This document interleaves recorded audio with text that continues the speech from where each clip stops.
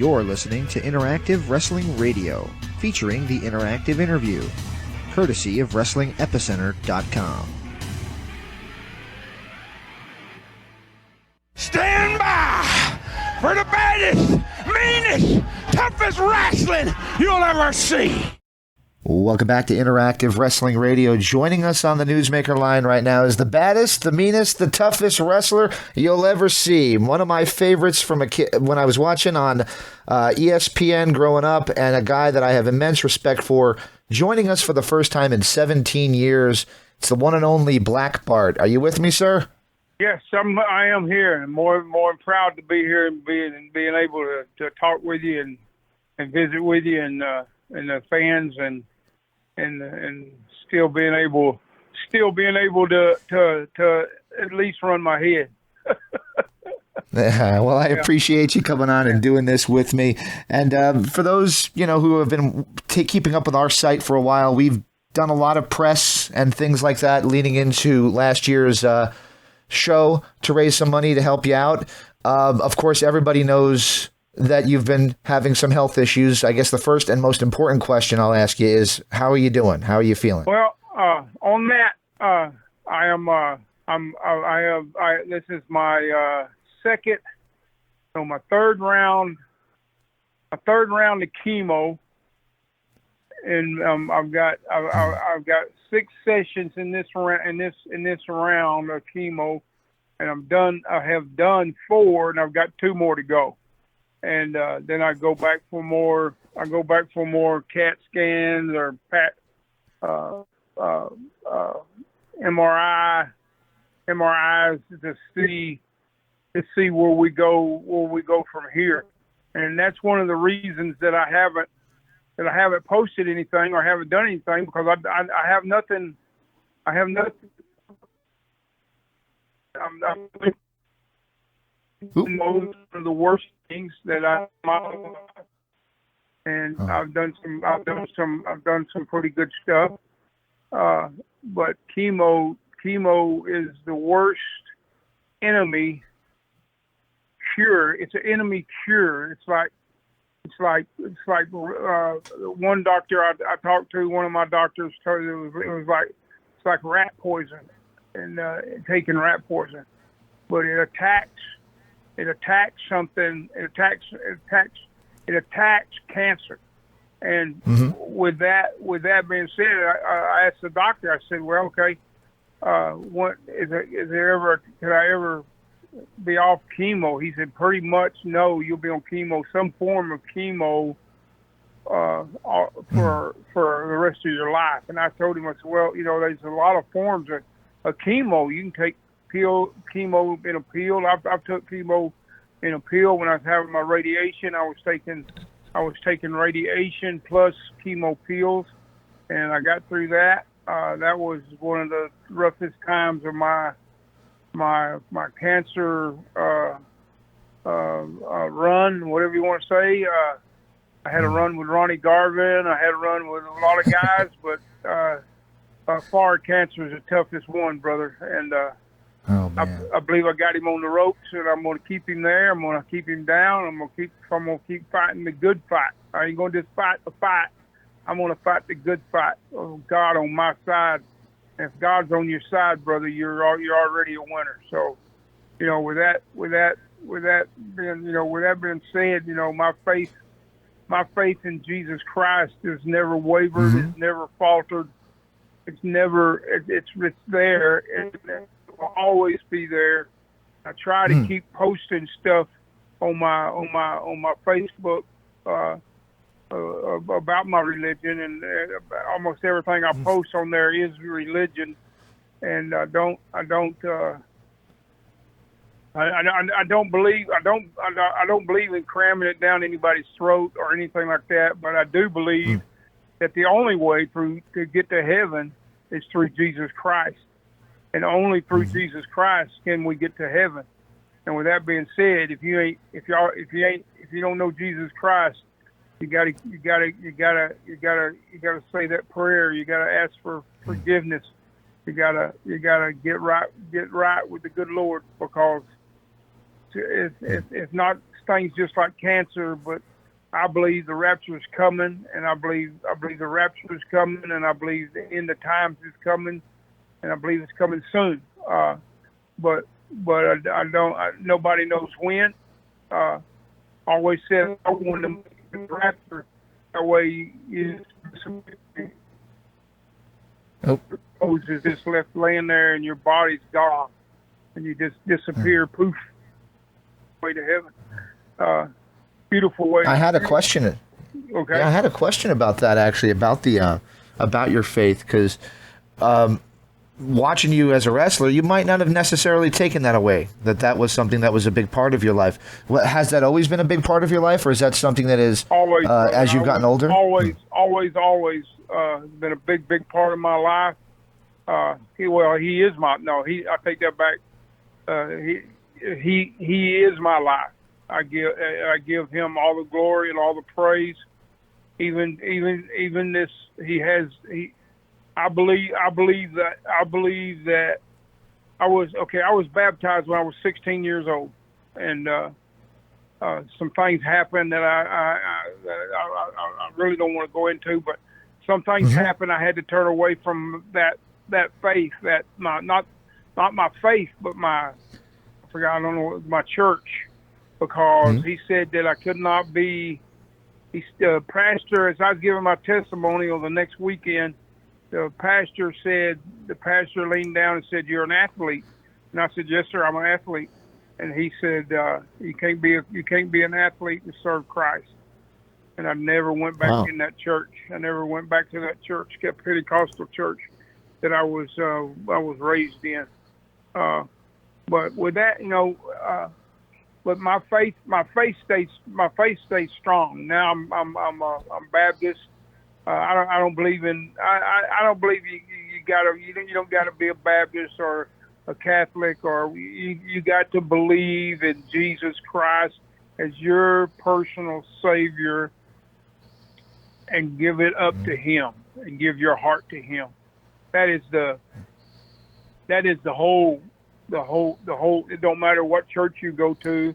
You can go out front in your yard or in your living room. It says in the Bible, one or more is gathered in my name. There I shall be also. So with that, I believe, and I carry it one step further. I believe that one is more is gathered in my name. He's there with you, and with that, and you asked me, my faith has been strong my whole life, my whole career, and it's hard because wrestling, back in my day, wrestling was a lie. And how could I justify being a Christian and being a pro wrestler? You know what I mean? Well, I do. I understand. I'm going to try to explain that to the point that not. I'm going to take up all the time, but to the point that you can. It was a job, and that's the way I took it. I left Black Bart at the buildings. I try never to bring Black Bart home with me, never, because Black Bart handled things different. But with that, with the way we done it, when we tried to when we protected the business, we kayfabed the business. We didn't eat the same restaurant. If we went in a restaurant and if there's a baby face in that restaurant, I would leave the restaurant and go and find me another restaurant. You understand? Yes, that's sir. how strong. That's. I mean, I've got stories about getting in almost fist fights trying to protect the business with friends, with good friends. But they weren't protecting the business, and I believed in I still believe in it. When I have my shows and I have little shows that I'm a part of, and I run the dressing room. I run the dressing room. I take care of the guys. I handle the finishes and all that stuff. And I demand respect for the business, and because of the business, and the guys like me that blazed it back in the glory days, so to speak. You know, it was a jewel. It was what fed my family. It was what kept my life going. You know, it's what kept the fuel, and the good Lord being my. I always said the good Lord was my co-pilot. The good Lord wasn't my co-pilot. The good Lord was my pilot. He was right there with me every step of the way. And I know this. I feel this. I know this with every breath of my soul, every being, that the good Lord is with me. And there you go. And this, you talk about going back to cancer just for a minute, and then I'm going to tell everybody about my book. But yep, that's the next question. I wanted to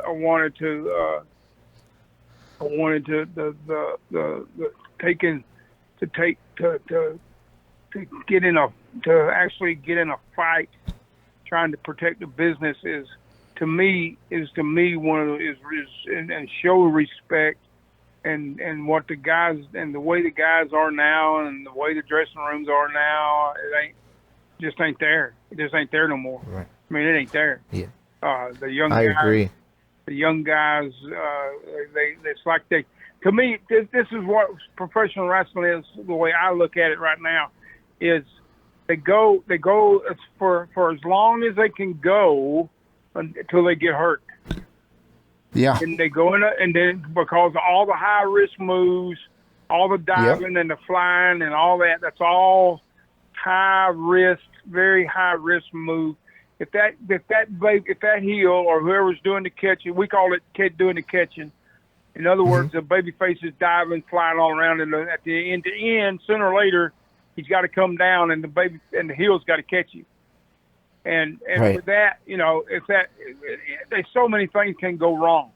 You know, there's so many things can go wrong it just ain't. It's this guy, and we wrestled. When I wrestled full time, we wrestled 7 days a week, so 3 times, 7 or 8, 10 times on Wednesday. Okay, Friday 3 times, Saturday 3 times, Sunday 3 to 4 times. And anytime you done a TV, you could wrestle up times when you was doing a TV, you know. Yes, sir. And you know, that pretty well wraps that up for me. That I explained. Absolutely. Yeah. Yep, and it's kind of funny. I was getting flashbacks when you were saying about protecting the business. I do, at the very end, I have like a long-winded outro, and I have like sound clips of old interviews. And one of the clips I have is of Akbar, and saying almost exactly the same thing about we really protected the business. We really did. And he kind of, I used that exact clip. Yeah, we did. So. We did. Akbar was one of the best kayfabers in the business. He is a good kayfaber. Well, you mentioned it already. You kind of mentioned it already, but there is a book out. You finally have put out an autobiography. Me and Vinny Berry got together. Vinny Berry got together and said, Bart, I hear you talking about somebody, you need somebody to help you write your book.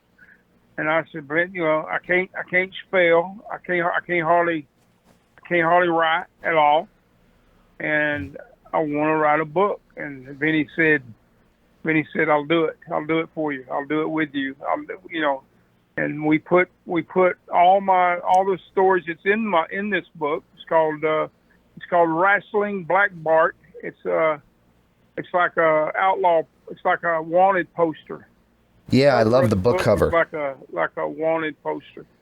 I love that cover. That's really cool looking. And the picture is supposed to be distorted like that because we wanted it to look like an old Western, like it was done in the old West days, you know. Right. And his daughter actually drew that picture. Wow. Yeah, she did a great job. Unbelievable. She she made it. She done it. How she done it, I don't know. But it looked.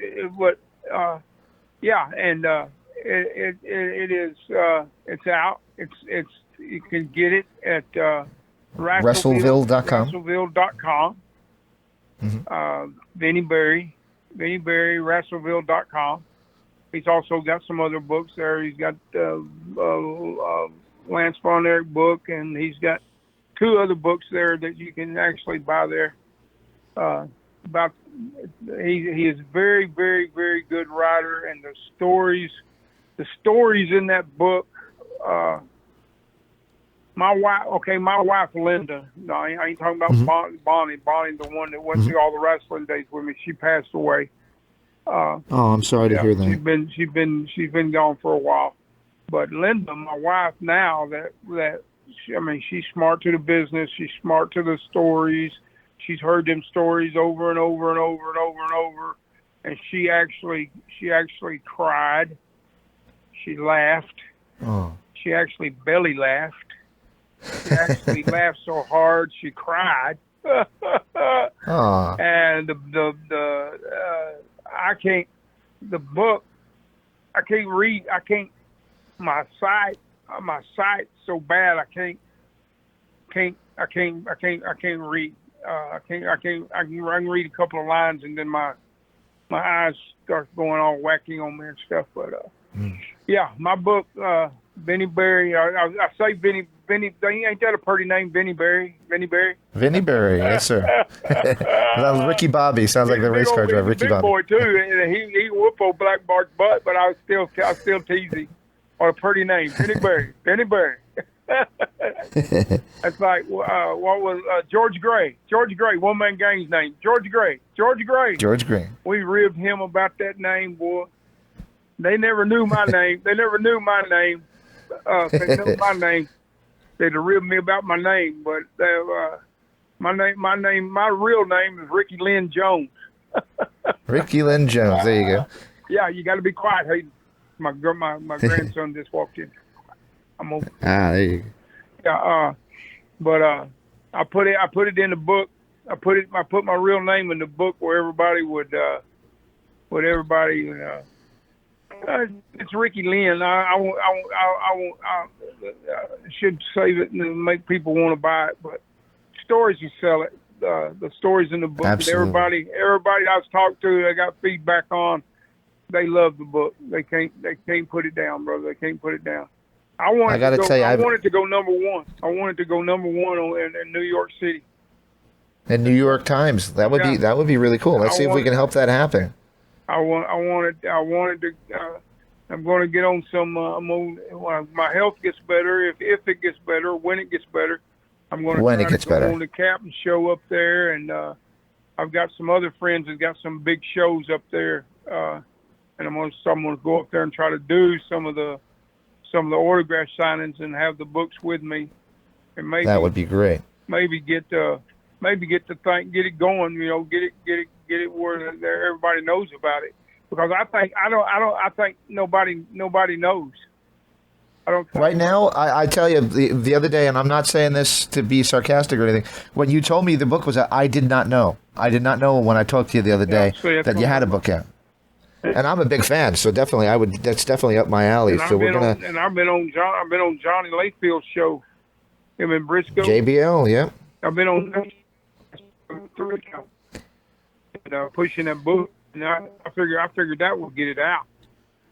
All right. Well, everybody listens to that dadgum thing. I thought they did. That just goes to show you sometimes some things ain't there that you think are there. They ain't there. Well, I'll tell you what. I already learned stuff from. I haven't gotten my copy yet. I've got it on the way. But in the research for it, checking out some of the interviews you've done. I wrote out a list of questions, and then I went and did more research, and I heard you telling stories about Roddy Piper. And I, for whatever reason, had completely forgotten that you guys had not only crossed paths, but were very closely related to one another. Yeah, brother, we were real good. Piper was a close friend of mine. Every birthday. my birthday, Piper's birthday, and Sarge's birthday all fall in January. Mm-hmm. They're right there close, because we would go. My birthday, we would meet. We would, no matter where we was at, if we was together, we would go to Red Lobster. Eat at the Red Lobster. Have you heard the Red Lobster story? No, I have not heard the Red Lobster story. Me and Sarge was at the Red Lobster and was celebrating our birthday. We destroyed, of course, we destroyed lobster and this beer and just everything you can imagine. Just food fight, a whole 9 yards. No girls, just us three. But as we're leaving, now Sarge weighs over 300 pounds. I weigh over 300 pounds. Piper weighs what 100 or 200. That's giving us 235, yep. 240, somewhere in that right in that field.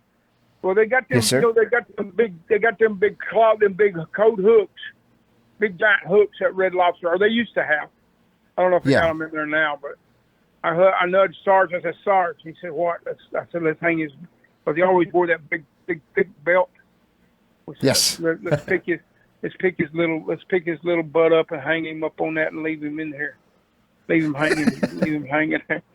Sarge said, okay. So I got on one side. He's on one side, and Sarge he's on. We grabbed that little brother. We grabbed the buzzsaw, and he beat us off. And I'm talking about we weigh over 700 pounds. 700 pounds, and we could not. We finally just give up. Said we could not. We couldn't get Piper hung up on that dadgum coat, up on that coat rack. It was the dangest thing I ever seen in my life. He's a scrappy little dude. Go ahead, ask me some questions about Piper. Oh, I was going to ask you about it involved Bonnie, because I thought that was a really cool story about how Roddy Piper inadvertently was kind of involved in you meeting your longtime wife, Bonnie. Yeah. We drove up. First time I seen Bonnie, we drove up to front of Days Inn in Charlotte, North Carolina. And I told Piper, I said, Piper, that right there, that lady right there is going to have my kids. I'm going to marry her. I knew it from the get-go. And, of course, she didn't. And Piper sure didn't. Piper, because she was kindly dating Piper. And I didn't know that. I was a greenhorn coming in, just starting the business. And Piper said, yeah, greenhorn's right. Well, we worked the angle. 6 months. I don't know. Within 6 months, she moved in with me. I'll put it like that. And we worked the angle on her. Well, me and Piper were, I was the good guy, and Piper was the bad guy. And it come around to the fact that there's one. Bonnie always had a little pup. I had a little dog. Always had a dog with her. And Piper would kick at that dog, be mean to that dog, and I'd go, Piper, leave that dog. You leave that dog alone. I'll whoop your dead gum. Of course, I didn't use it, but I'll whoop your little scrawny butt. Piper could whoop my butt in New York minute, and I knew it. But we worked that whole gimmick like that, and finally Bonnie moved in. Bonnie moved in with me, and I think about 3-4 months after that, 6 months after that, we got married. That's amazing. Yeah. I mentioned about Jim Cornette to you in private, and Jim Cornette always talks about Roddy Piper, and you kind of confirmed what he was saying, that his favorite, what do you want to call it, device was cocaine. Yeah. Oh yeah. Was that like a really known thing throughout the industry, that Roddy was so involved in such a thing especially at that time when he was a young man? Yes. It was a well-known thing. If you wanted to snow on you, you went to Piper. Yeah.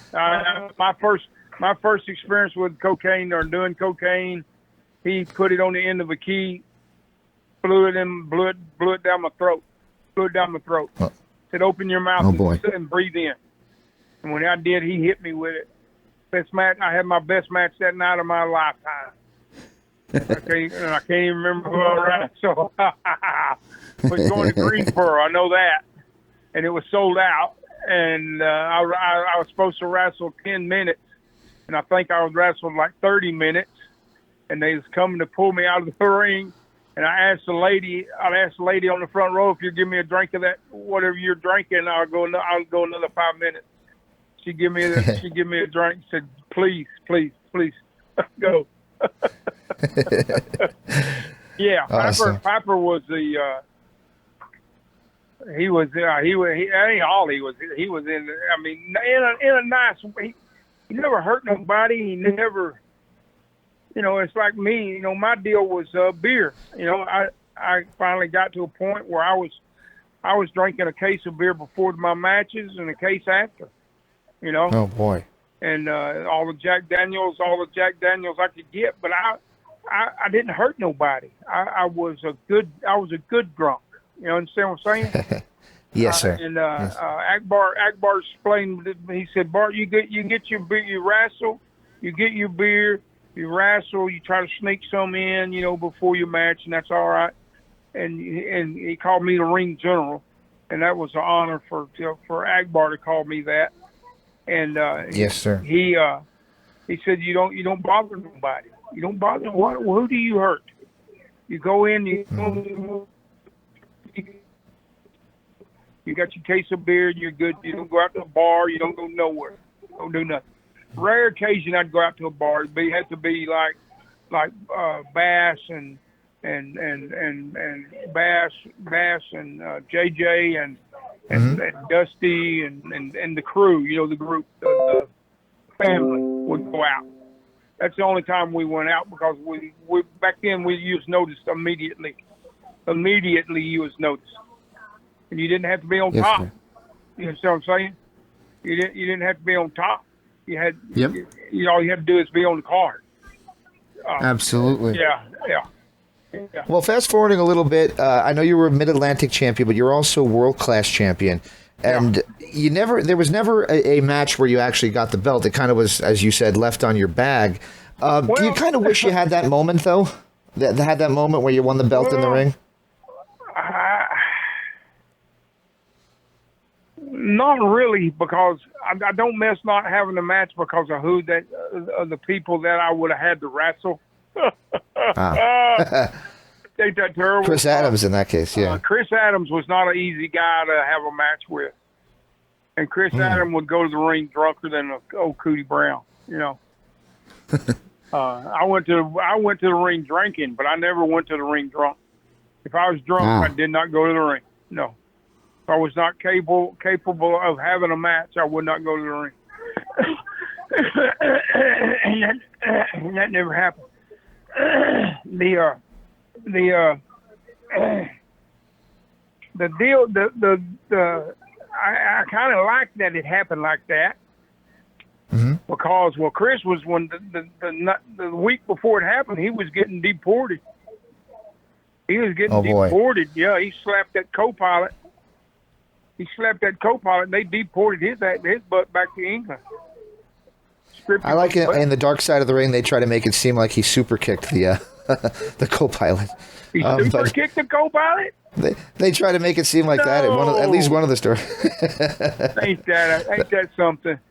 No, he slapped the co-pilot. He didn't. Oh, wow. He didn't super kick the. There ain't enough room. There ain't enough room in a plane to do a super kick. But anyway, anyway, and then the guy that I had to wrestle after the fact, which was Kevin. Kevin Von Erich, yes, sir. He stayed stoned out of his mind, brother. Yep. In fact, that was my my next question was, of all the guys, because I did a lot of press leading into the movie and stuff like that. Of all the guys, everybody kind of now shines a glorious light on the Von Erichs. And of course, when you look at things with nostalgia, you do look at things more favorably. But you seem to be one of the few guys that's willing to say that you didn't really love the experience of working with Kevin, especially. Hated working with every one of them except for David. Okay, mm-hmm. And that I'll go to my grave. I will not candy coat a damn thing. They were a bunch of damn oh man, get me going. They were so bad that we had to put Holtz on ourselves. You understand what I'm saying? With their hands, we had to put Holtz on ourselves in front of the crowd in the ring. And you know, and I don't mean to be knocking them. I don't mean to be, but it's the truth. You know, and I worked for Fritz. I worked for Fritz for a long time, and I loved Fritz like he was my own father. I loved Fritz, but Fritz was an asshole and a prick. But you love him. I did, brother. I growed up. He was my idol. Right. As Absolutely. a kid, I'm coming up. My dad idolized Fritz. He was an idol. He was as close in my family and my life as a god could be. Am I making sense? Yes, Am I getting it absolutely. across to you? I love You're the getting man. it across. Yes, sir. I love the man. And now I'm working for him, and every day it's like, oh my God, this guy is so bad. He's so mean. And the boys wanted to do other stuff. Kevin wanted to play pro football. Kerry wanted to throw the discus. David is the only one that wanted to be a professional wrestler. None of the rest of them boys wanted to wrestle. They one of them wanted to be a track star. Discus. Kerry wanted to start his own a professional discus throwing competition. Pro shot put and discus thing. And they were good. They were good people, but they were dope heads. And I don't know. And it seems like, you know, this movie they got out. My nephew just watched it. If anybody should have been in that movie, it should have been me. I was, or not me. I'm not saying me. You should be portrayed in it. A character is Black Bart. Yeah. Okay. And because Kevin took some classic ass whoopings from me, brother. He took some classic ass whoopings from me. But you know what? He was so stoned out of his mind. He don't even know it was me that done it. Wow. Do you understand? I do. How do you? He oh man. But anyway, they were. Well, that was kind of my next question. We've talked about Chris Adams. We've talked about the Von Erichs.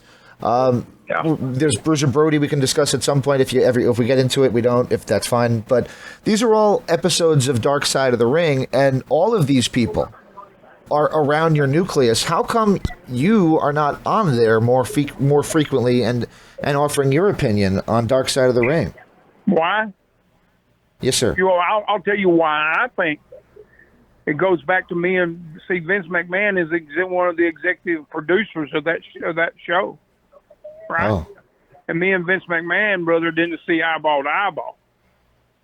I'm one of the few people that told Vince McMahon to shove it up his a-hole. You understand what I'm saying? I do. He wanted me yes, to come sir. up there when Beefcake's lost hair match to Bass. Beefcake's lost that hair match.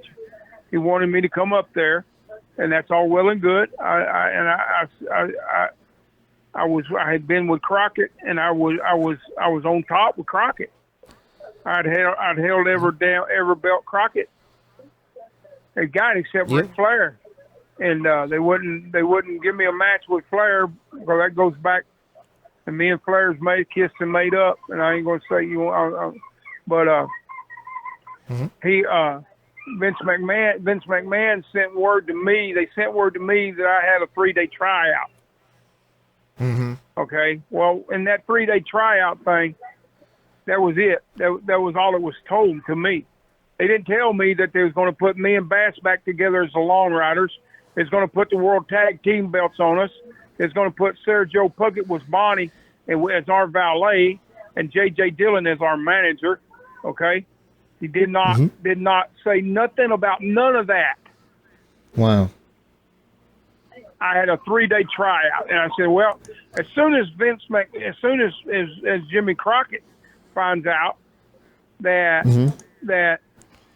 I'm having a 3-day tryout, he's going to fire me, and there goes 25 years of my life down the tubes. You understand what I'm saying? There you go. So I understand completely. I said no. I said if they don't know Black Bart by now, they're not going to ever know Black Bart. No, I'm not coming up there for no damn 3-day tryout. You want to hire me, then hire me on my merits. If not, then if everybody in the world, even now, knows who the hell Black Bart is, and I'll keep it going as long as I can, brother. But that's the reason. That's the reason I don't. He okay. And then when he brought me up there, and I did go to work for Vince McMahon, he paid me top pay. I was making top money, jerking the curtain. But then I started getting over, and as I started getting over, he said, no. And then the road agents wanted me for the 7th or 8th match on the card because that was a lull. That was a lull in the card. In other words, the people were going to the concession stand. They were sitting on their hands. Well, I knew how to jack a crowd. I know how I can still do it today, you know, and never touch nobody. I can do it with my mouth, but you can't. And then they sent word to, all of them wanted me on their cards, and Vince said no.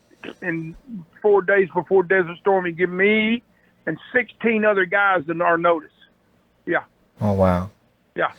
Well, what do you think of the fact that Vince is now kind of blackballed from the industry almost altogether? He deserves it. But brother, he what is he? He's a billionaire. Multiple times over, yes, sir. What does he care? What does he care? That's right. Snap his finger, brother. He can snap his finger, and it's who it's because of.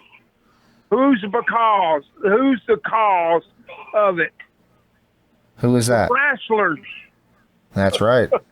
I agree with that. Oh, it's guys like me. You can turn that damn TV on. Or you can go to eBay or Hoodoo or Watch Neighbors or whatever it is, Fernum Durnham, and you can punch in Black Bart Pro Wrestler. You can watch 15 matches. Back in the day, you can watch 1,500, 2,000 dead gum interviews, storytelling, whatever you want to call it, and they want to give me a 3-day tryout. That burns me up worse. I think about it. But now you got my blood pressure up. I'm sorry. So, I didn't mean to do that to you. No, it's a good thing. No, it's a good thing, brother. I'm glad to hear that. I'm having a hard time with my blood sugar. My blood sugar level keeps falling out from underneath me because I'm having to take these damn steroids. And I never took steroids in my life. In my latter days, I got to take steroids. And but anyhow, brother, I love you. I love you too. I got a few more questions for you, if that's okay. Brother. I don't want to keep you too long. I'll try to answer.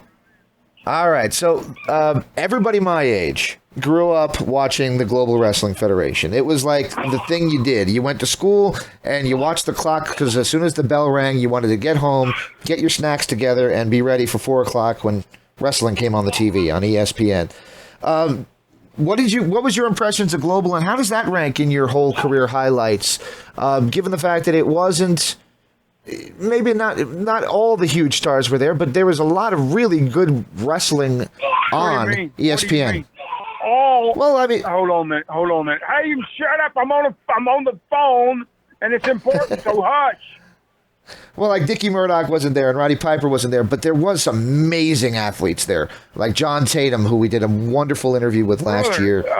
Yeah. There was 2 sportatoriums in the wrestling world. Yes, sir. I guess one of them's still there. They haven't wrestling in Tampa, Florida. There was In Tampa, Florida, yeah. All right, and there's another sportatorium in Dallas, Texas. You come Yes, sir. if you didn't come through one of them sportatoriums or no, that's flat. You was a flat nobody, absolutely nobody. Now you got and at the time that it was going on, that it was airing, that Channel 11 was airing out in the Carolinas and all over the world, and we did not realize, brother, we did not realize the coverage that we were getting. You understand what I'm saying? Yeah. Yeah. We did not realize it was the superstation in reverse. Channel Yes, 11 sir. was actually the superstation. TBS was getting out there, but they wasn't getting out there near as powerful as Channel 11 was out of Fort Worth, Texas. Yes, sir. And I didn't even realize it till we went out there. I went back out to the Carolinas, and it's like 30 years later, man, after the fact. And them people, brother, lined up. We had the 4 guys that held the belt that Kevin had. That world strap, the WCCW World Heavyweight strap.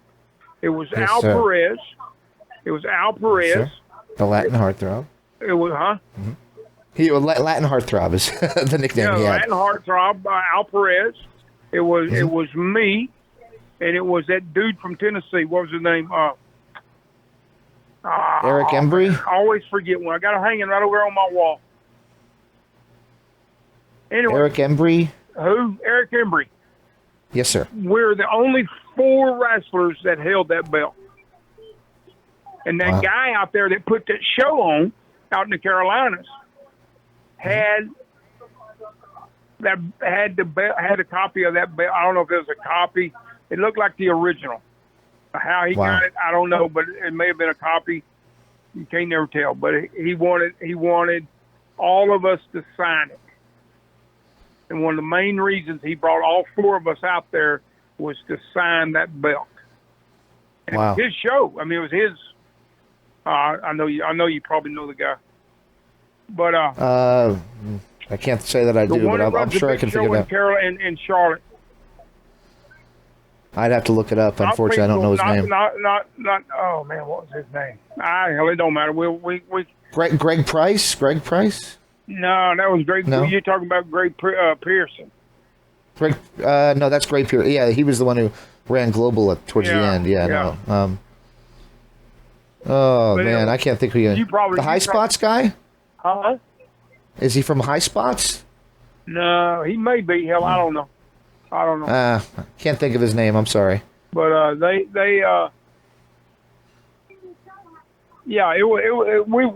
didn't even realize it when we were doing that, brother. We didn't even realize the kind of coverage and that it was making us. It made us all superstars. Absolutely. It made and us it was all superstars, brother. And I'm going to tell you, I was growing up in New Jersey, and in New Jersey we were seeing it. There you go. And I'm Ain't that right something? outside of New York City. I Yeah. would have never thought you had seen it in New Jersey. There you go. And yeah, because of that, this Dallas Sportatorium is like the one place. I've been to Madison Square Garden. I've been to Yankee Stadium. I've been to, the Los Angeles venues like the Whiskey A Go Go and all that. These are like marquee places I wanted to go to. I never got to the Sportatorium when it was still standing, and that's a true regret of mine that I never was there. Brother, it was a dump. You know what? No, let me explain. You said you mentioned Madison Square. One of my goals in my wrestling that I set for myself was to wrestle in Madison Square Gardens. Okay, and Boston Gardens, and all them big towns. But the main one was Madison Square Garden with me. Okay, and I got there. And I finally wrestled there, and I wrestled there in my career. I think I wrestled Madison Square Gardens about 10 times, and that was like WrestleMania back then. When they had a Madison Square Garden show, it was a WrestleMania. Yes, it was. I was at several of those. It's like the one that's coming up. That sucker, they'll be hanging from the rafters. But that building, brother, was such a letdown. You have to park your. Really? And this, honest God, true story. I'm not stretching this truth. I'm not stretching it one bit. You had to find a place to park your car or you rent a car, like 6 or 7 blocks away from Madison, from the Gardens, from Madison Square Gardens. Yes. Okay, and if the fans seen you and recognized you, which if they seen you, they recognized you, you would come back and that vehicle would be turned upside down. Oh my God! All right, then you got to walk. Then now you got to walk from your vehicle to get in that building, which is 6, 7 blocks. All right, which is it's just a sea of people, and you got to have a bag in each hand, and you're just knocking the hell out of people trying to get to this building and get into the dressing room of this building. Then when you get to this building, the building is so broke down, and it's got black slimy stuff everywhere. And it's so, and you're looking around and you look up in the rafters and you can see rats climbing in the rafters, big giant rats climbing. Ooh. Oh yeah, brother. But the Sportatorium in Dallas, Texas is the same way. That's right. In fact, you told me the infamous Sportatorium rat story with brother. Me and Mike Davis spent the night in that sucker, brother. But it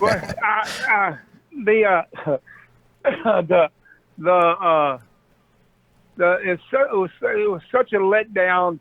The Madison Square Gardens was such a letdown for me, but it wasn't.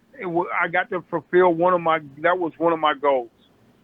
The other goal of mine was that I didn't think I would ever get to accomplish was being a single world heavyweight champion somewhere, anywhere.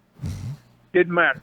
You know how many people has been through their whole lifetime, and never can say I'm a world heavyweight champion.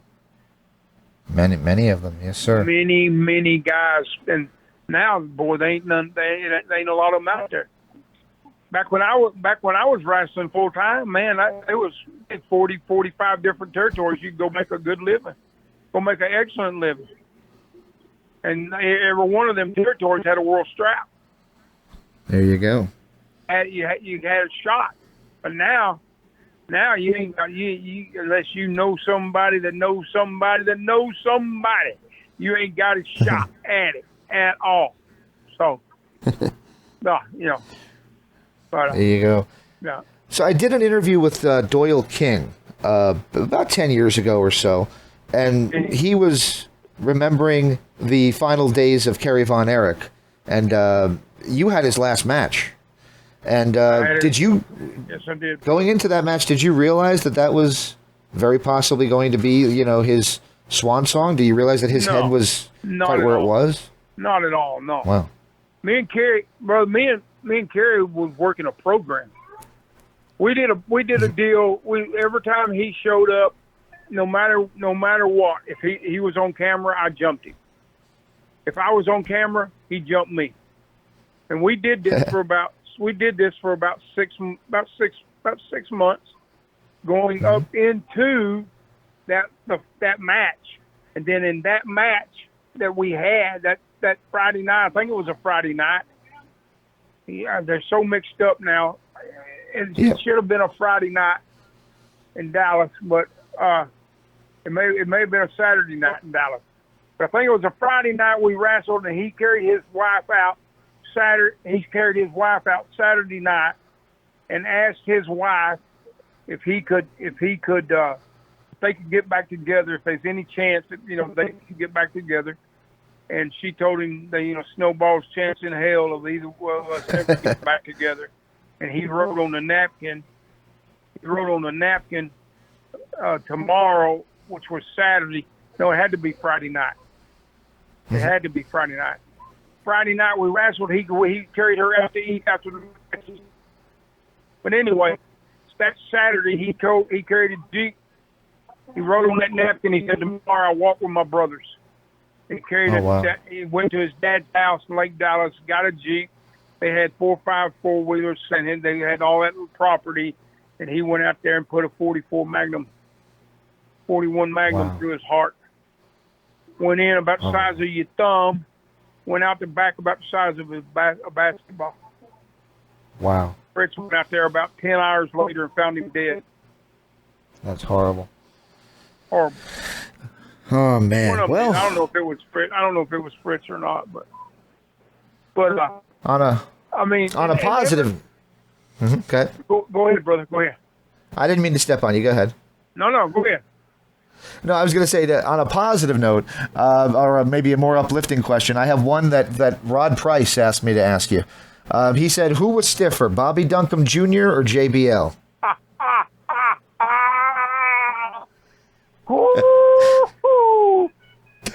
What a question, brother. That is, both barrels are double loaded with double off buckshot.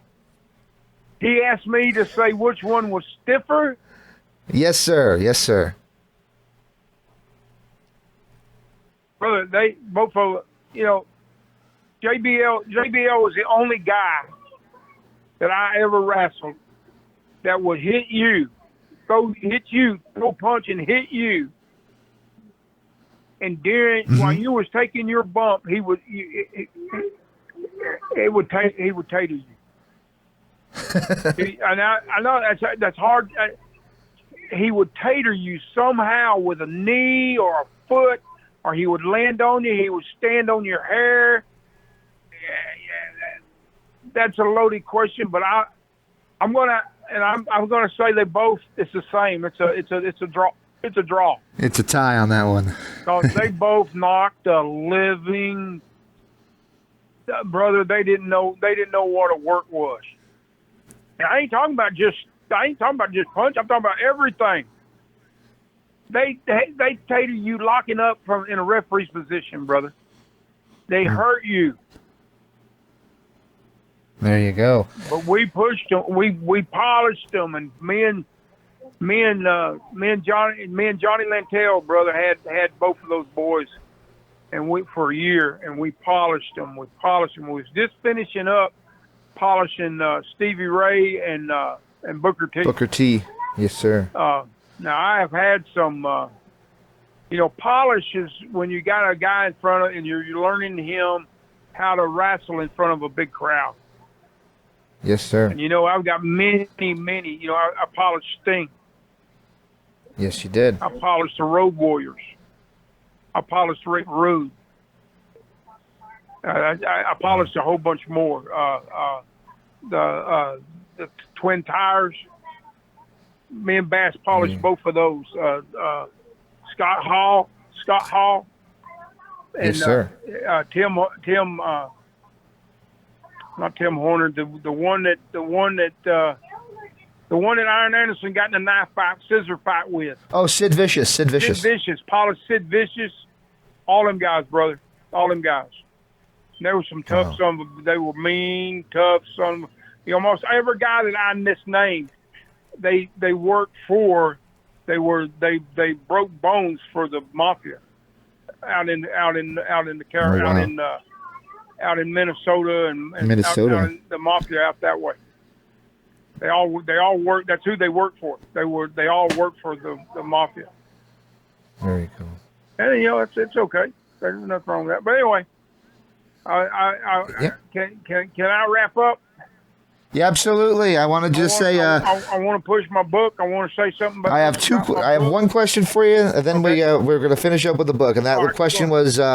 Last year, we did some press leading into the big special tribute to you. What did that event that Mike Andrews put on for you? What did that event mean to you? Seeing guys like John Tatum go out of their way and Rod Price and a whole lot of the guys show up and and pay homage to you and everything that you meant to them. Brother, Iceman King Parsons was at that thing. Mm-hmm.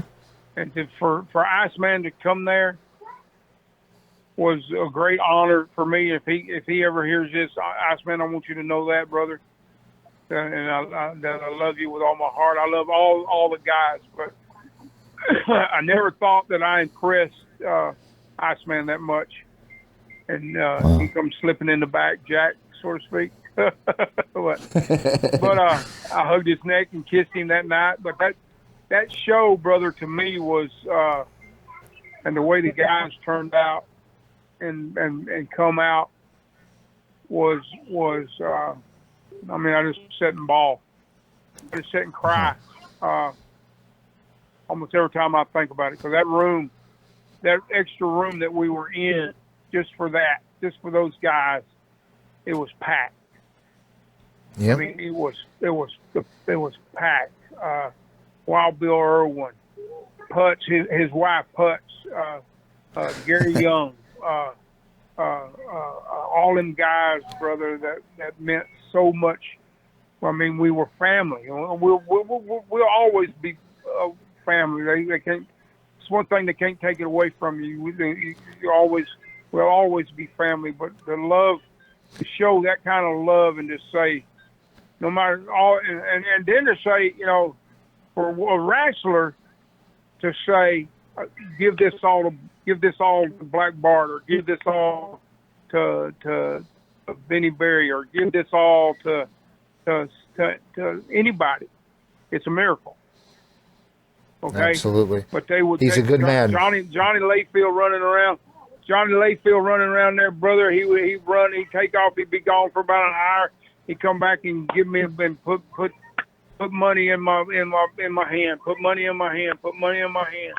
Put money in my hand, brother. It was total. And it ain't about the money. Every penny of that money is going to my medical bills, my gas money, all that. And I would not.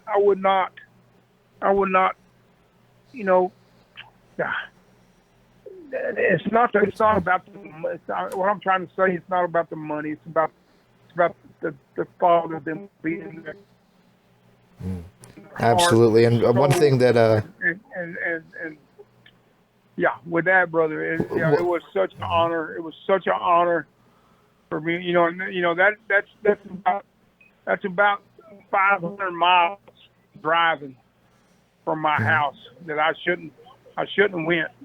And so when I got there, I passed out and had to call the paramedics. And then I don't know if the people Sunday morning, because we stayed over in a room. I stayed over in a room. Well, they had to call the paramedics back Sunday morning to revamp me again. Because I went out in my room.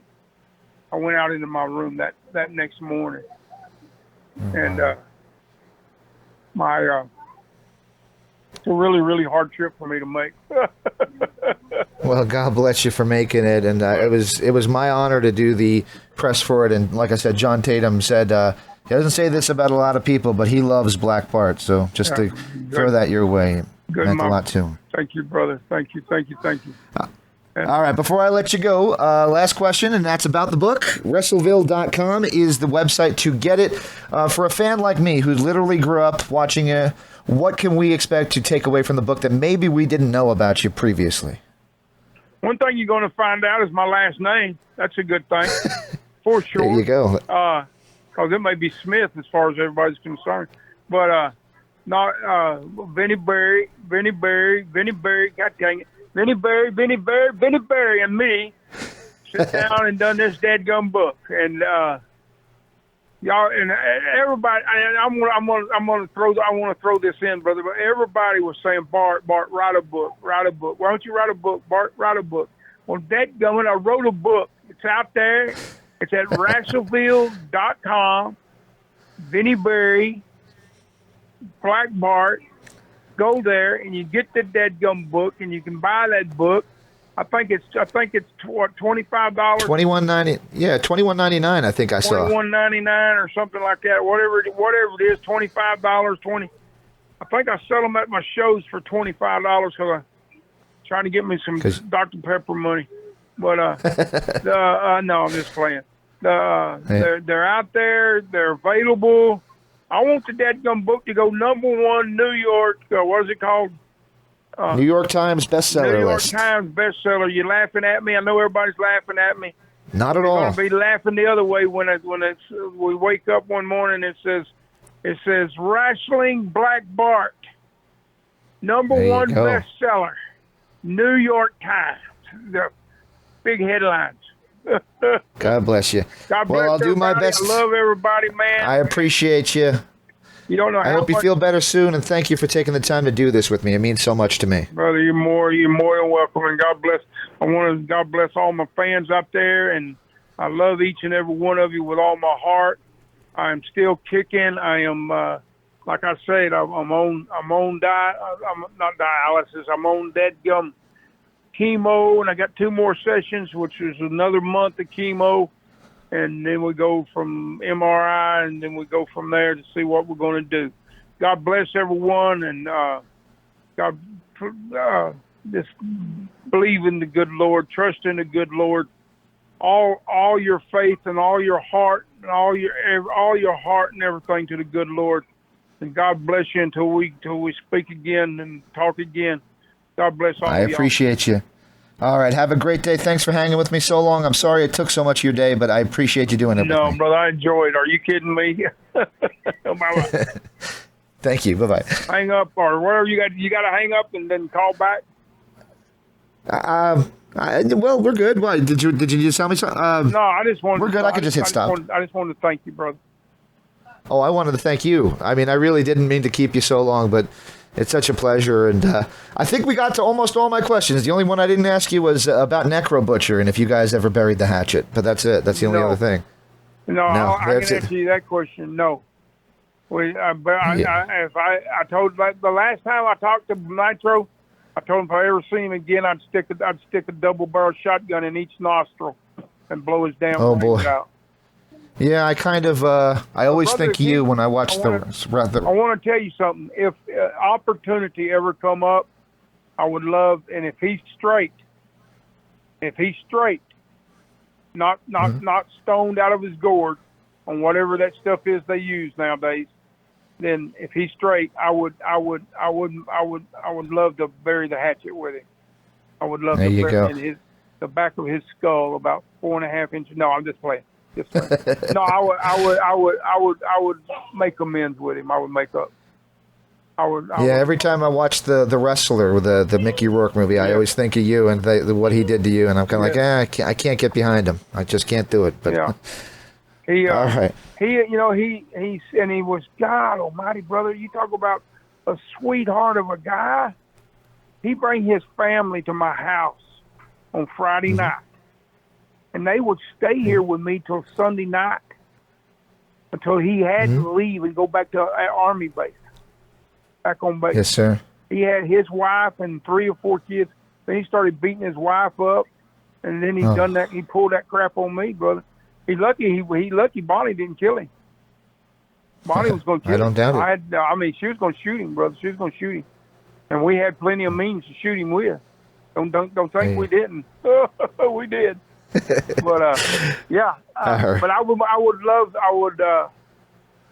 if you got a number, if you get a number on him, I would like to talk to him. I really would.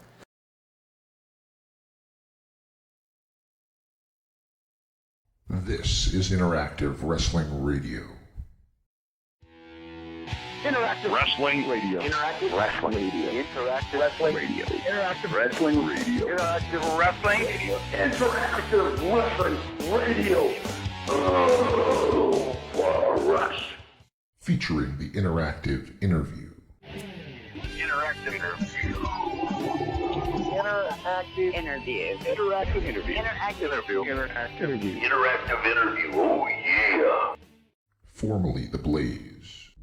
The Blaze. The Blaze. The Blaze. The Blaze. The Blaze. The Blaze. The Blaze. The Blaze. The Blaze. The Blaze rock. Yo, Maniacs, so what you gonna do when the Blaze of Maniacs